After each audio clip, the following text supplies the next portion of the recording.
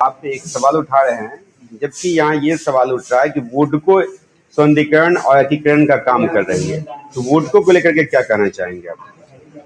मुझे जानकारी नहीं है कि बुडको के पास किस तरह के एक्सपर्ट्स हैं। क्या उनके पास एनवायरमेंटल एक्सपर्ट्स हैं जिन्होंने इस पूरे स्ट्रक्चर का जो बनाए जा रहे हैं उसका स्टडी किया हो उस प्रकार से, और तालाब की दृष्टि से और वेटलैंड की दृष्टि से उन्होंने इसका स्टडी किया है या नहीं किया है। नहीं किया है तो इस कारण से ही वो इस तरह के स्ट्रक्चर के विषय में सोचते हैं।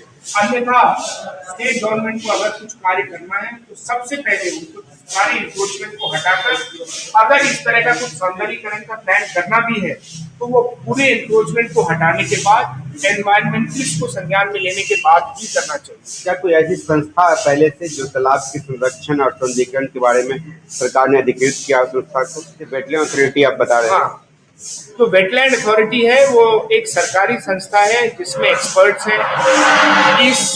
इन्हीं तालाबों की बिहार पोल्यूशन कंट्रोल कमेटी है जिन्होंने इस तालाबों को स्टडी किया था, और उन्होंने बताया था कि इन तालाबों में बहुत बृहद स्तर पर गंदगी है जिनको साफ करने की आवश्यकता है। बाहरी रंग रोगन का काम नहीं है। इससे पहले सबसे पहले तालाबों का सौंदर्यीकरण, तालाबों के अंदरूनी सौंदर्यीकरण किया जाना चाहिए, उसके बाद ही बाहरी सौंदर्य को। यहाँ पर पूरी तरह से सिर्फ और सिर्फ कहीं ना कहीं बाहरी सौंदर्य को तो देखा जा रहा है, लेकिन अंदरूनी सौंदर्य को, जो उसका रियल कारण था पोखरों का और तालाबों का, उनको छोड़कर ये सिर्फ बाहरी सौंदर्यीकरण का काम किया। तालाब बचाओ आंदोलन जैसी एक संस्था है जो यहाँ पर कार्य कर रही है, उनके पास एक्सपर्ट्स हैं, प्रोफेसर हैं जो इन सब चीजों में उनको एडवाइस कर सकते हैं। सरकार को चाहिए कि इन सभी संस्थाओं को, लोगों को इस पूरी प्रक्रिया में जोड़े, और तभी कोई। कमलेश कुमार मिश्र है, मैं अधिवक्ता हूँ दिल्ली में सर्वोच्च न्यायालय। तालाब को लेकर के कहाँ आप केस को देख रहे हैं? तालाब को लेकर हमने सबसे पहले एनजीटी में कार्य किया था।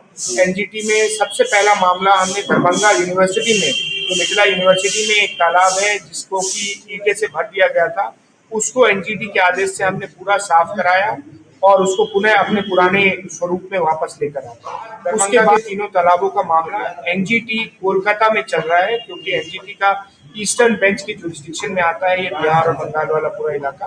तो वो एनजीटी कोलकाता में चल रहा है, जिसकी अभी चूंकि बेंच नहीं है तो हमने अभी दिल्ली में ही सुने जा रहा है। अभी जो उठाए हैं सवाल सुप्रीम कोर्ट में, क्या इसको लेकर के जाएंगे आप? हम इन सभी मामलों को सुप्रीम कोर्ट इसलिए ले जाना चाह रहे हैं क्योंकि ऑलरेडी एनजीटी का इसमें आदेश है, पटना हाई कोर्ट का आदेश है और सुप्रीम कोर्ट का भी आदेश है कि जो वाटर बॉडीज हैं उनकी नेचुरल स्ट्रक्चर को बिगाड़ना नहीं चाहिए, उनके नेचुरल स्ट्रक्चर को खराब नहीं करना चाहिए।